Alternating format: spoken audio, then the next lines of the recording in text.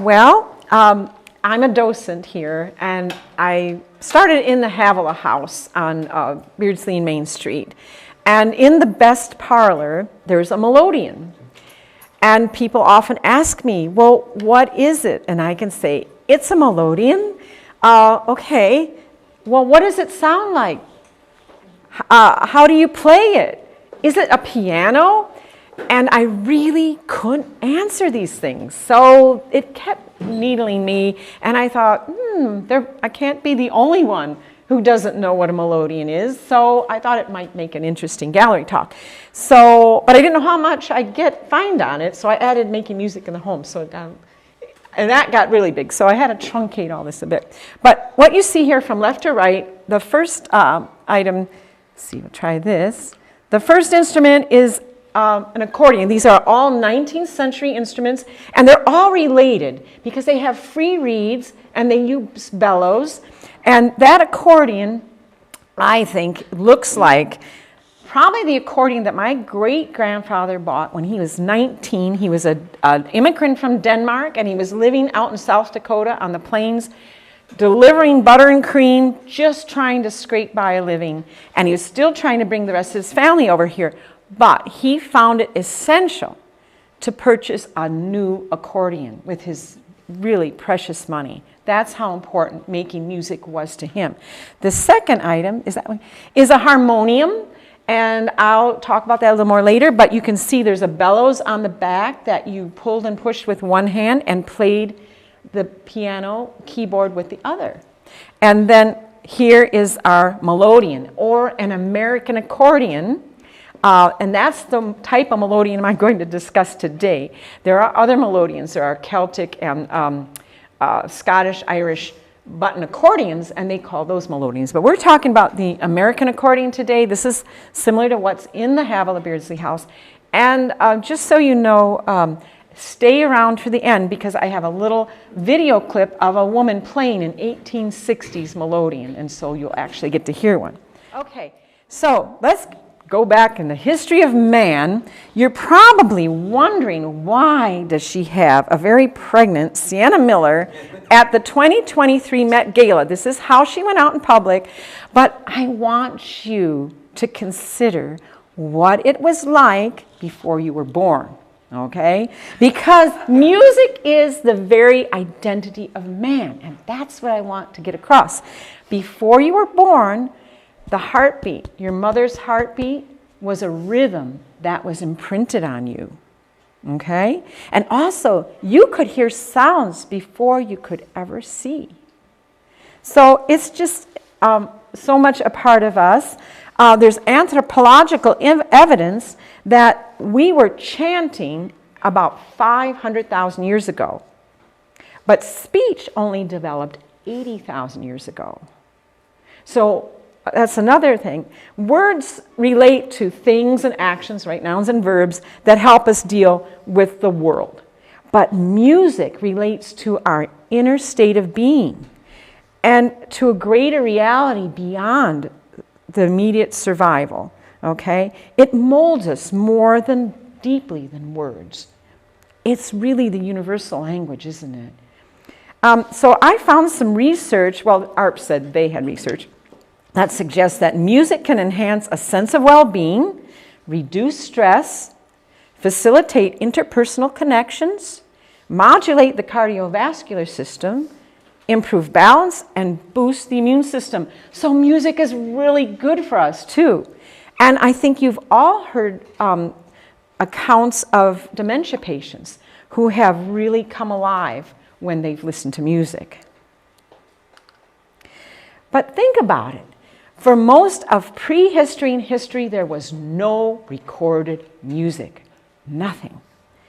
And the Victrola was really in production from about 1910 to 1921, and the radio was popularized in the 1920s and 30s. But prior to that, there was no recorded music. So I want you also to put yourself in that world. What was it like without a background of music when you went to the stores? Music was invented in 1930, so it was quiet. when you went for a carriage ride. You didn't have, music blasting at you. And homes were probably more quiet. I mean, there are other things, but you didn't have sound. So music was made by people during their work and leisure as well as during religious ceremonies. So when you're, so as to the pictures here, these are some of my favorites. That's my grandfather on the left, and I'm guessing that's about 1940. And I always thought, boy, are they having fun or what? And then the other one is him in 1932 when he went out west during the Depression. And the letters back home often mention how much the women enjoyed him serenading them on his guitar. So people really like to have a lot of fun. And when you're working, in the case of working, rhythm coordinates movement. And singing alleviates the weariness and monotony of daily toil, of activities such as planting and weeding, and harvesting and weaving, swinging a hammer, and then I thought doing laundry too, right? And but in leisure times, singing and playing instruments were a common form of entertainment. And Gail Martin, who is here today, told me that when she was growing up in Elkhart, most children were playing instruments by 4th grade. And even the grade schools here had bands and orchestras. And at Christmas, friends and family would put on their own Christmas concerts. So, what were some of the earliest instruments? We'll go really far back, and organic materials degrade, but the oldest known instrument is a Neanderthal flute, which is 60,000 years old, and was from the left thigh bone of a young cave bear in Slovenia. Then there were French cave drawings that were 13,000 BC of a gourd bow. And what that means is they would attach a gourd onto a bow, and that would resonate. And then they would use the arrow to draw across the string. So that was a predecessor to the violin. And in China, at about 5,500 BC, they found drums which were stretched with alligator skin. And the harp or the lyre was from Sumer, about 3,200 BC. Oh, I got it. But I thought about it. All those instruments, those ancient instruments, are still used in Irish folk music today. And I have a quote from John Kennedy from the local Irish band Kennedy's Kitchen. And he mentioned how the Irish have a passionate and volatile nature. That is his opinion. He's Irish. He can say that, right? And he said, if it weren't for the music, the Irish would have killed each other long ago. Well, the Irish may have saved civilization. There's been books like that. But apparently music saved the Irish. Okay, so let's talk about the evolution of the organ and the melodeon, because that's the main talk today. The first organ was invented by the Greeks in 300 BC in Alexandria and was called a hydraulis, or water organ. And why they called it an water organ is because they used bellows to pump air. But then they used a water reservoir to control the pressure of that air going to, think of pan pipes, the Greeks and pan, and those pipes. So Imperial Rome, as you can see, it's a Roman mosaic there, they use this water organ to rouse the crowds during animal contests. And it made me think of like baseball games today, right? And then in 757 AD, the Roman Emperor Constantine presented Pepin the Short, who's king of the Franks at the time, with an organ as a gift. And then it was used to play Gregorian chants in churches. But I have to show you this because I thought, wow, this was one of the early organs, and it took two people to play it. You see one fellow there pumping the bellows, right? And the other guy's playing. But how he's playing, he has to use his clenched fists to hit 3-inch keys. That was an early organ, and it had a long, sustained sound and was played at a slow pace, evoking a solemn atmosphere. Okay, but the organ had developed almost fully into its current form by the Renaissance. And here's a cabinet organ from 1797. So in the 1700s, late 1700s, very wealthy people wanted to have that organ sound in their homes. So the cabinet organ was built, and but it was very, very expensive. They were made with mahogany, gilded bronze, ivory, ebony, mother of pearl. Very expensive. It only had 4.5 octaves of pipes. But making music was an important aspect of leisure in the 1600s and 1700s. So Bach, Pachelbel, and Handel wrote for this cabinet organ. But something was discovered about that time. An important discovery was made about free reed instruments. And the first free reed instrument was in China about 1100 BC, another ancient instrument, right?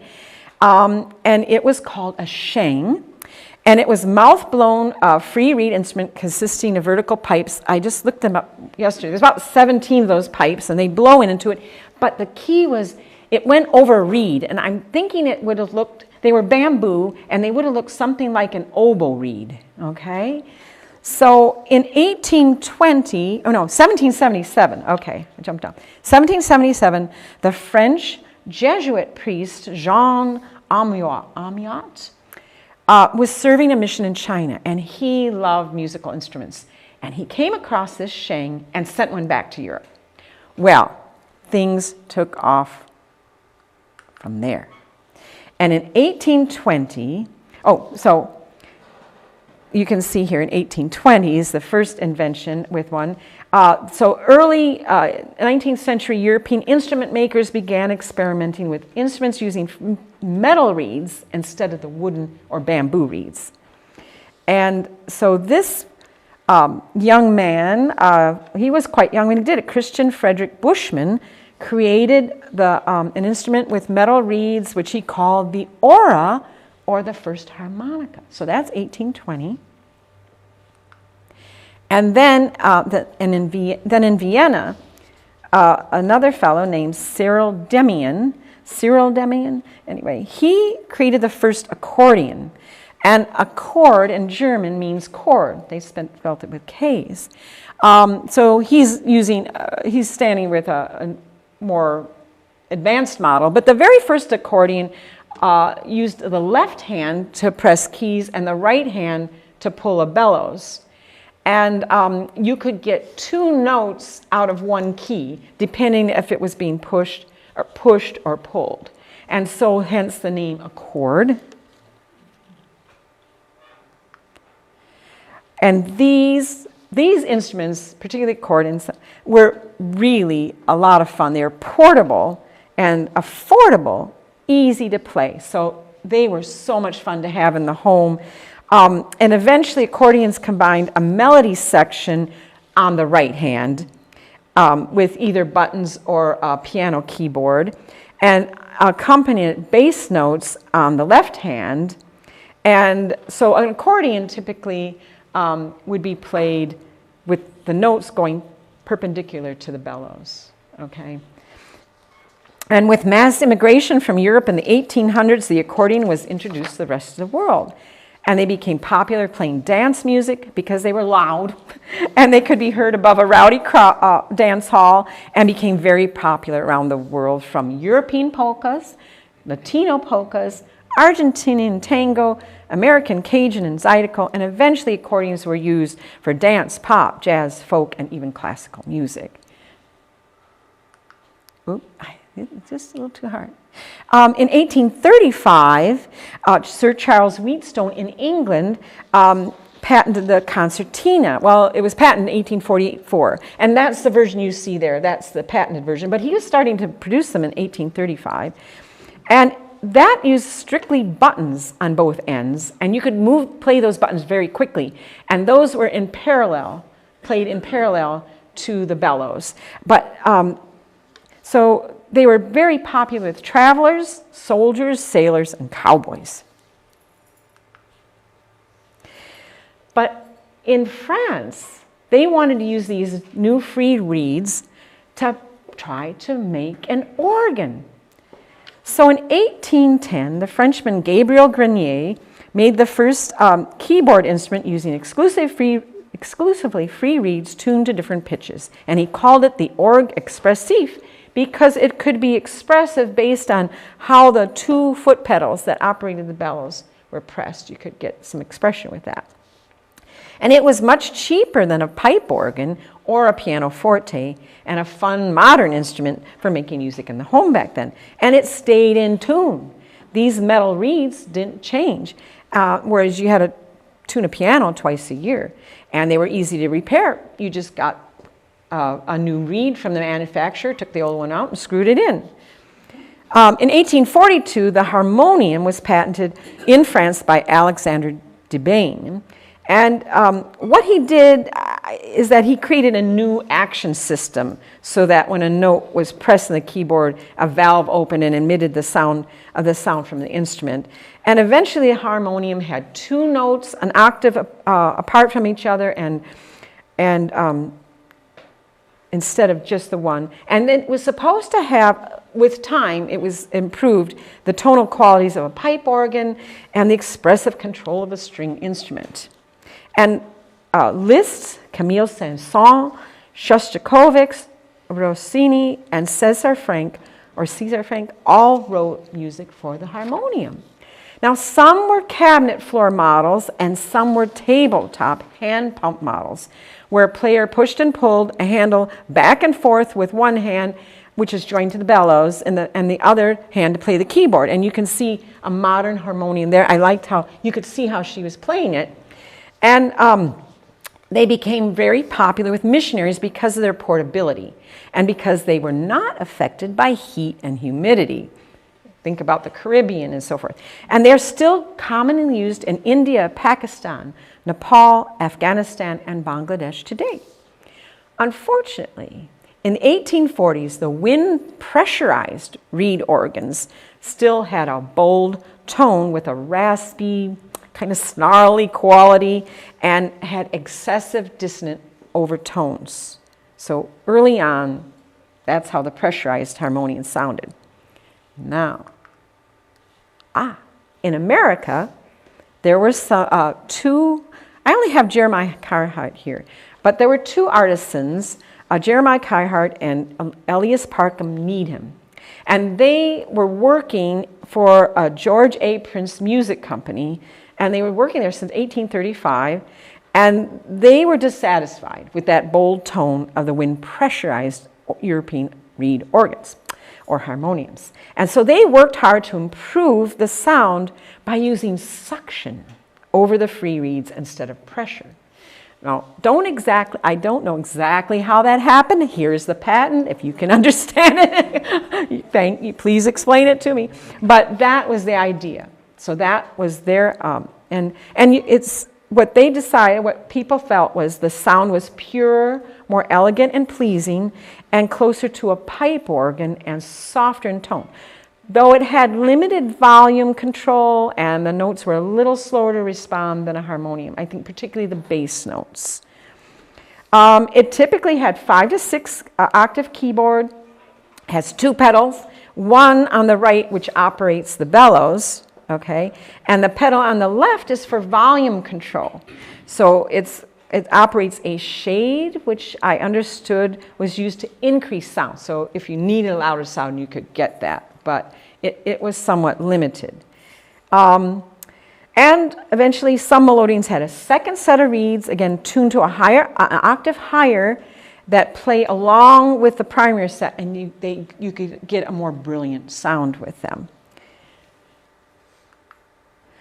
But what was interesting was, this is a portable melodeon from the late 50s. You could get one for $40. And they were very popular before and during the Civil War because they were cheaper than pianos. And I already told you how easy they were to keep. And they were smaller and easier to place in the home. Yeah, I said $40, where a piano in 1860 could cost you easily $200. And you can see from this folded up portable melodeon. They'd be about a yard wide, 17 inches deep, 9 inches high, and only 50 pounds. So they were perfect for teachers, itinerant musicians, families moving out west, and it would appear that melodeons were moved overland across the Oregon Trail, and they only weighed 50 pounds. I think I said that. They were everywhere in small churches in their heyday. In The Adventures of Tom Sawyer, Mark Twain wrote in the funeral in absentia scene that the church procured a melodeon for the occasion. They were also good for dance music in social halls, in schools, accompanying a singer, or for pure listening enjoyment in the home. People commonly used them to play hymns, but they were also used to play truncated arrangements of emerging classical music from Europe, especially opera music. There was a lot being published for the melodeon at the time. John Brown gave one to his daughter in 1857, and Louisa May Alcott's family had one at Orchard House. And there's a reed. If you're wondering what the reeds look like on the far left, that's a reed. Now, the George A. Prince and Company in Buffalo, New York. So between 1847 and 1866, they produced 40,000 melodeons. So that was early on. They became the largest builders of melodeons in the world with 40 different models. So if you wanted a more expensive one, you could get one from them. And Buffalo, New York became the melodeon capital of the world in the second half of the 19th century. Now, Carhart and Needham sold their rights to Prince, and then they moved to Manhattan. And they ended up making about 15,000 melodeons. And there were also manufacturers in Vermont, Massachusetts, New York, and Canada. In the 1850s, melodeons had become a major source of musical entertainment in American homes, drawing family and friends together for song and fellowship. Soon, hundreds of thousands of Americans were acquiring melodeons, not unlike the spread of televisions in the sets in the 1950s. About 250,000 American organs or melodeons were made. So what about the Havilah House melodeon? Well, the manufacturer label in that, and that is the Havilah House melodeon, and you see the 2-foot pedals at the bottom, and it fits very nicely in the corner there. But the manufacturer's label says H.R. Phelps and Syracuse, New York. And I was able to trace this Phelps, and you can see they changed names between 1852 and 1869 3 times. But from what I presume, this melodeon was H.R. Phelps, built between 1864 and 1866. Is that all wind? Is that wind too, or? Yeah, you pump. Bellows? It's a bellow system. Yes. Okay. So people often ask me if it plays, and based on a melodeon by Phelps and Goodman, that would have been a little later model, but close, and that I found sold online. It likely needs refurbishing if it hasn't been refurbished, and that one said that the notes could be stuck, or dust could be caught in the brass reeds, or the bellows could leak air. Those were some of the things that, if it doesn't play, could possibly be wrong with it. Now, but most melodeon manufacturers either went out of business or switched to making larger parlor organs or square grand pianos after 1870. And this was the beginning of the Gilded Age, when people had a lot more money and taste changed and they really wanted to impress people. And it was a parlor organ. It was put in the room where, you entertain and you were to impress people. And they were status symbols. I mean, they were over the top. This one has mirrors. I've seen some that had stained glass. There's little shelves. There's folios. There's carving. You name it. And if you want to see one, the Apotheca Tea Shop in Niles has one in their front window if you want to see an actual one. And my great-grandfather, same fellow in South Dakota, had a friend named Nels. And he was expelled from the Baptist church for attending a dance.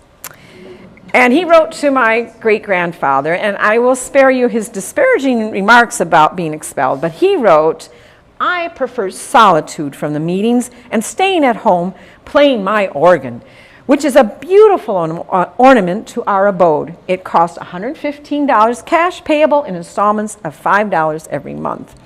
So it gave people solace when they got booted out of the church. Then I recently read a memoir of a Norwegian immigrant family in Wisconsin who in 1936, so later, wheeled a pump organ onto the farm to play hymns for a big golden wedding anniversary celebration. So you can just picture those. But you can see, you had to pump that thing all the time. And that's why I included this guy. I put in how they look, but you got the sense of you got to keep pumping, pumping, pumping.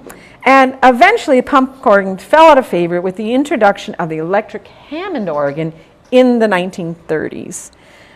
So pianos and parlor organs were popular, I'm presuming between 1870 and 1930. I mean, people still bought pianos, but as for pianos, between 1890 and 1900, in 10 years, the number of pianos in use in American homes increased more than 5 times as fast as the population.